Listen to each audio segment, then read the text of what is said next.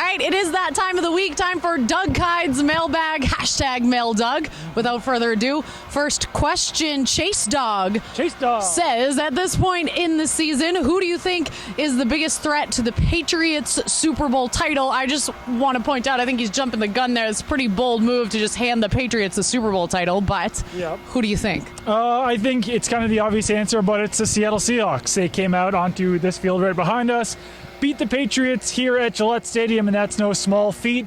I think the Seahawks also are probably the most balanced team in the NFL, possibly even more balanced than the Patriots. Obviously, they have their issues. They have issues in the running game. Their offensive line is a bit of an issue, but the defense is very solid, even without Earl Thomas in there. I think they are beatable, even though they did come here and beat the Patriots. That was with C.J. Procise at running back. That was with Earl Thomas, who knocked Rob Gronkowski out of the game. But I think that everyone else in the league, the Broncos, the Raiders, they all have some flaws, especially those teams. The Raiders have a huge flaw on defense. Broncos have a huge flaw on offense. So I think the Seahawks are probably the most balanced. And since they already beat the Patriots, we know that it's possible for them to do that again.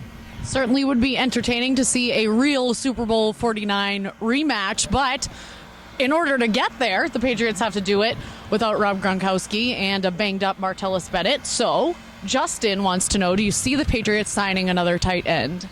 I kind of feel like they would have already done it by now if they were going to. They might prove me wrong, but right now they only do have Martellus Bennett and Matt Langle. They also have Robert Gronkowski's brother, Glenn Gronkowski, who's a fullback, but he can do some of the same things that a tight end can do. They also have James Devlin, who's kind of similar. So at this point, I kind of expect them to roll with what they have. But Bennett is extremely banged up right now, and if any of those injuries become worse, then perhaps we could see them going to the street for a free agent or maybe a practice squad player from another roster. A couple of guys they had here during training camp, Bryce Williams and Stephen Shoy, are on practice squad, so they could sign them off. But for now, I think they kind of stand pat.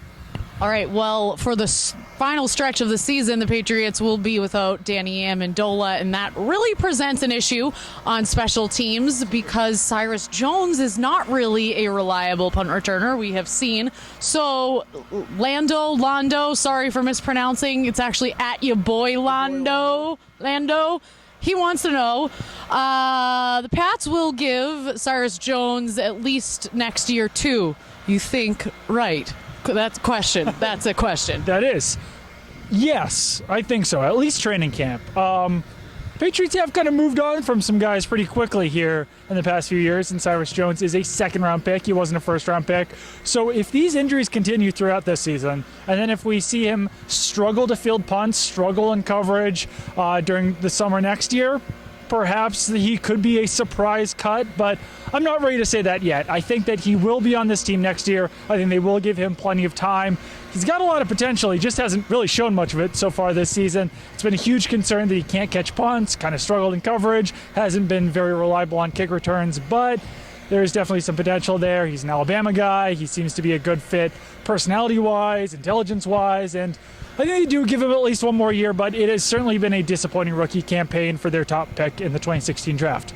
Certainly had high expectations that he has not yet met, but you know what does meet expectations is Doug's Mailbag. Met it this week, we'll meet it next week, so make sure to send in your questions using the #MailDoug, and for this week, that'll do it.